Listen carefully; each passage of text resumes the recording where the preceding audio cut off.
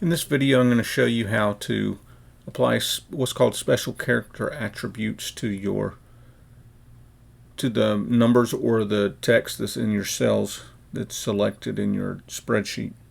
So we're going to talk about the bold button.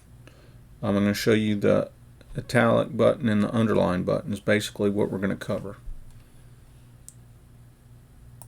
So we're going to go over to our spreadsheet that we've been working with in the last few videos. So we've changed colors, changed the alignment of cells. So now what we're going to do, we're going to select our A3 through our O3 again, which are our headings up here on row 3. So select the cell range A3 to O3.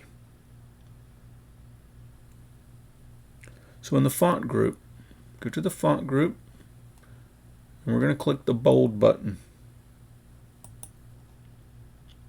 So it should make the text a little bit more, a little bit wider, a little bit have more structure. We're also going to italicize it, so it should be kind of slanted to the right a little bit. And we're also going to underline it,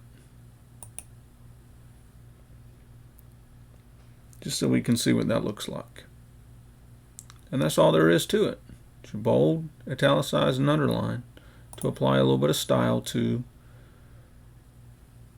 attributes to your cells.